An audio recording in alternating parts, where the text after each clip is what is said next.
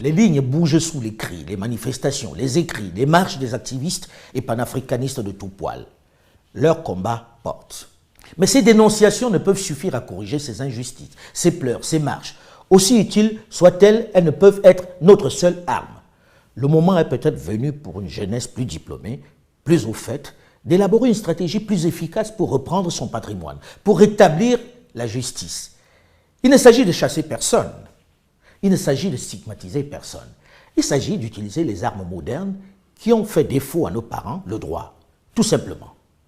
Aujourd'hui, commençons par les ressources minières, les matières premières dont nous sommes les principaux pourvoyeurs. Le Congo tout entier et kozala na mikolo ezali koya capitale mondiale ya ba minerais stratégiques.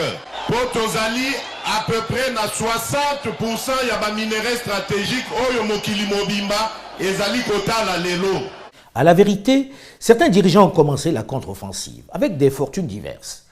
Ainsi, par exemple, le choix de la RDC a d'abord été la réforme du code minier, qui semble plus novateur, moins favorable aux multinationales qui se sont accaparées les richesses du pays.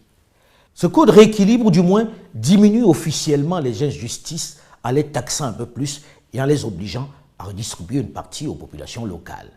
Ceci devrait se traduire au moins par une augmentation des revenus de l'État.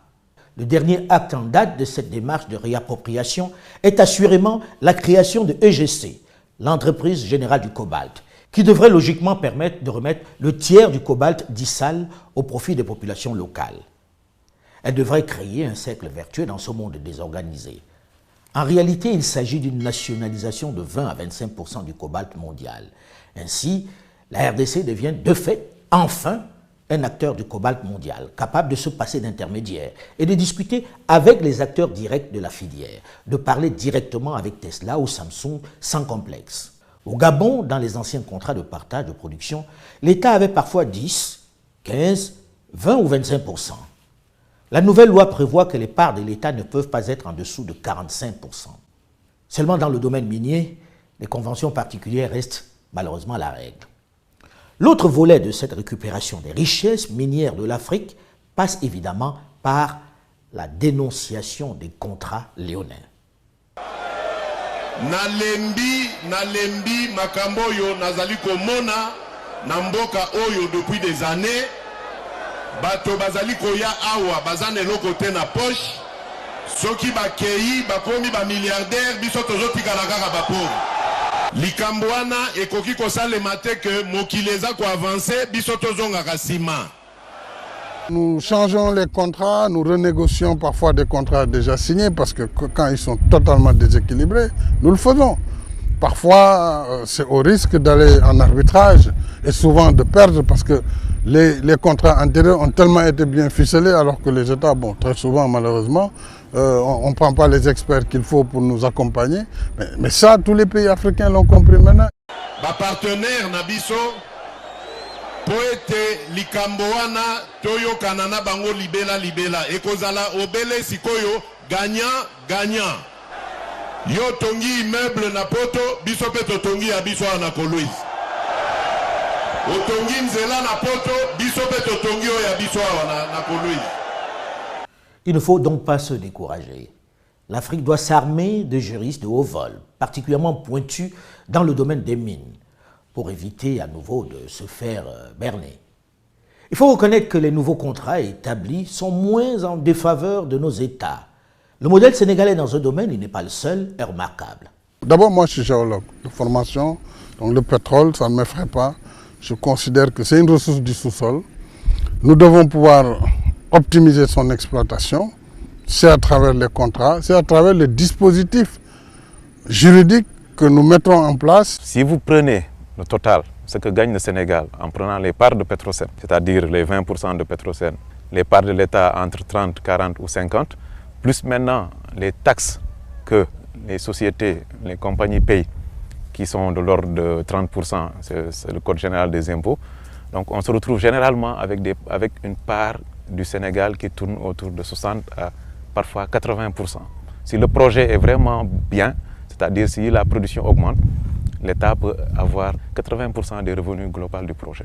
Et la première chose que j'ai faite dès les découvertes a été la création de l'Institut national du pétrole et du gaz pour former les meilleurs spécialistes en la matière, aussi bien en fiscalité pétrolière, en économie pétrolière, qu'en exploration, production et raffinage, ainsi que dans la distribution. Et ces premières promotions sont sorties. La première année, il y a eu 2000 candidats sur lesquels nous avons pris 20. 20 sur 2000. Vous voyez le taux de sélection. Et ils sont tous titulaires d'un diplôme d'ingénierat ou d'un master avant de rentrer à l'Institut. À saluer, il faut le reconnaître aussi quand les choses sont réalisées. La création d'une école pour accueillir les futurs cadres africains dans le domaine qui, entre autres, négocieront les contrats. Ils seront plus outillés pour veiller sur nos intérêts. Nous avons beaucoup pleuré, et à raison. Nous avons dénoncé les violences, les pillages, les mensonges dont l'Afrique a été victime et continue de l'être. Maintenant, armés du savoir, de la connaissance, décomplexés, nous devons adopter une autre stratégie, une autre attitude, celle de la reconquête de notre patrimoine, par la connaissance de la science et du droit. Nous ne pouvons, avec la population que nous avons, avec les ressources humaines dont nous sommes désormais riches, avec la manne minière dont nous sommes dotés, continuer de subir le diktat des autres, d'écouter les leçons des autres qui disent savoir mieux que nous ce qui est bien pour nous, qui déterminent nos priorités et la façon d'y arriver, qui prétendent nous aider alors que le concept d'aide est un vaste leurre, puisqu'il n'existe d'amitié entre les États ou les entreprises. Il n'existe que des intérêts. Fini le concept de nos amis les Africains, aux jeunes de changer de paradigme, sans esprit de revanche, mais de conquête, et avec détermination. Il en va de votre avenir. Le nôtre, il est derrière nous. Et ne nous jugez pas avec les canons, avec les concepts et les connaissances d'aujourd'hui. On a échoué à apporter le développement, mais plus souvent par ignorance, que seulement par la corruption, comme on veut le laisser penser.